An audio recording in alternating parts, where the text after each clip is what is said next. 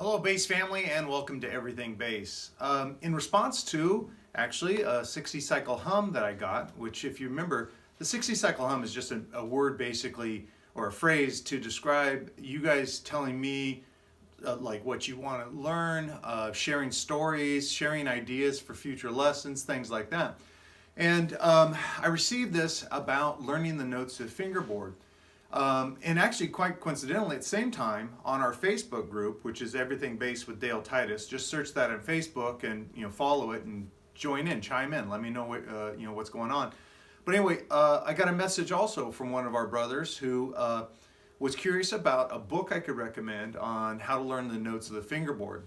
And I haven't found a single book that covers that well, or that's dedicated just to that. There's been several books which talk about little suggestions here and there. So I thought I would just cover it in videos format. And I have a bunch of ideas because that's something that's common, that comes up quite a bit. When I was the head bass counselor at the Bass Institute of Technology, a lot of incoming students would know that they needed to work on that area, knowing where the notes on the fingerboard are, and would ask me for exercises. One thing I can tell you is if you go to my YouTube channel and check out Hyperneck Studies, start with Hyperneck Study 1 and work through them. Specifically, those are designed to teach you your fingerboard and the notes of the fingerboard. But I realized that alone probably isn't enough to cover this. So I created actually a sheet called Learning the Fingerboard, and it's a bunch of blank neck diagrams. So what's the deal? Well, one thing you can do if you're a paid subscriber to the Patreon account, which is patreon.com/everythingbass. If you search that out for a very low monthly fee, you get access to all this written material. And what I like about this really is how I did it when I first started. I've mentioned before in previous videos, I used to work at a guitar store. And there were times where it was pretty slow and we were just waiting for customers or whatnot. So I would take out a sheet of paper and I would write 4 long lines, because at the time I just had a 4-string bass, and a bunch of vertical lines representing the frets. And I would sit and just, without a bass, without look, even though there are basses there, I didn't want to look at the bass. I wanted to memorize it. So I just started writing down the notes of the fingerboard. Now, to get this going for you, one of the things that I would recommend is look at the top of this page, and it says the musical alphabet, A through A. So A, B, C, D, E, F, G, A.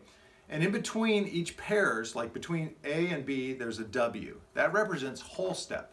That means between the A and B, there are 2 frets on your bass. Between the B and C, you'll see a little H. And also between the E and F, you'll see a little H. That means those pairs of notes, B, C, and E and F, are always right next to each other on your fingerboard.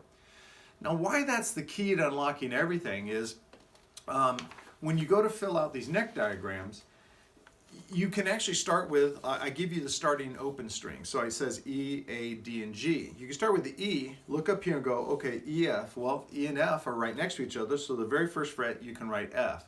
Now, with this particular kind of diagram, I would grab a color pen, like a red pen or a blue pen or something, so you could write right over the string on each position and write the notes in, and they'd be easy to see. My fear is if you use a black ink pen, it might become just too hard.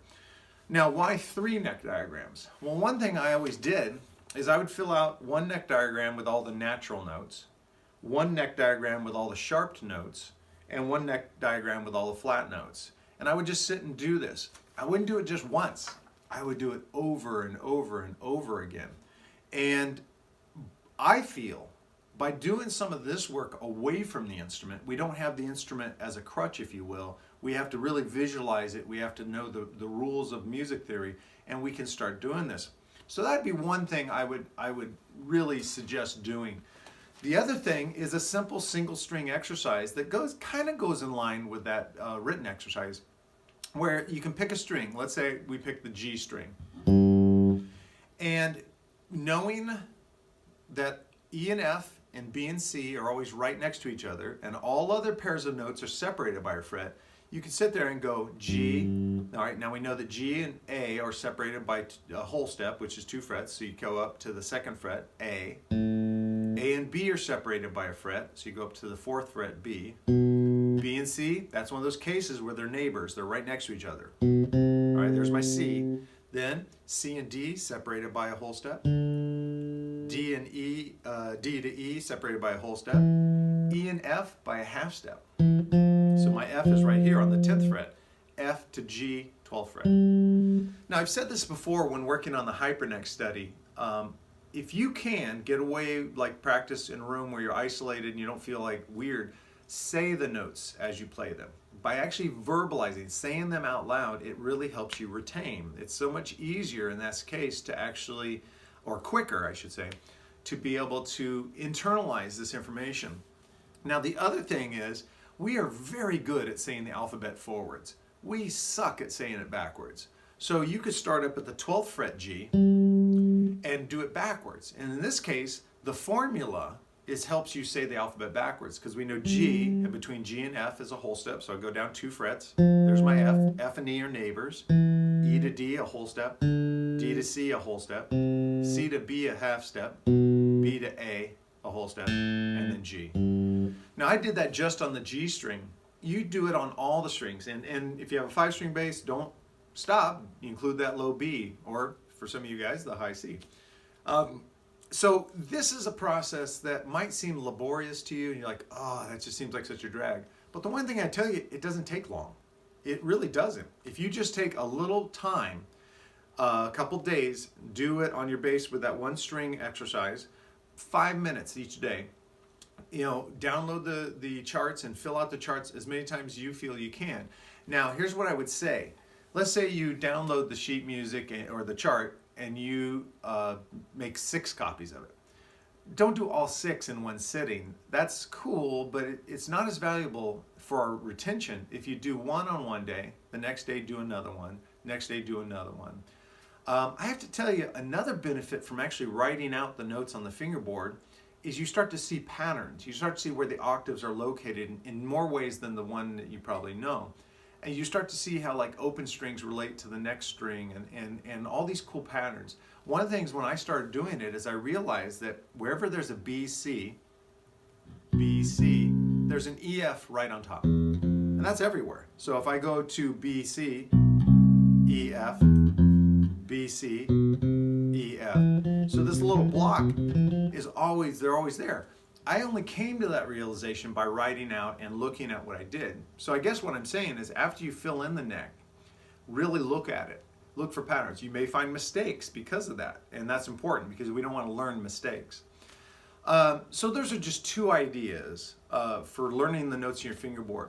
Honestly, doing some of my other video exercises, doing some of the scale exercises, doing the arpeggio sequencing. If you are studying arpeggios and you haven't checked those out, check out those. You're going to find other things that help fill in the blanks on the fingerboard. So good news, it doesn't take long to really get the notes of the fingerboard down. I promise you that. It just takes some focused effort and some discipline to do it repeatedly for multiple days in a row, and then I think you'll have it down. Now today's encore item is actually related to how we started this video, and that is I really enjoy the 60 cycle hums. So remember that that's, as I said earlier, that's just a name I give for how you can communicate to me. And it's best done through dtitus@daletitus.com.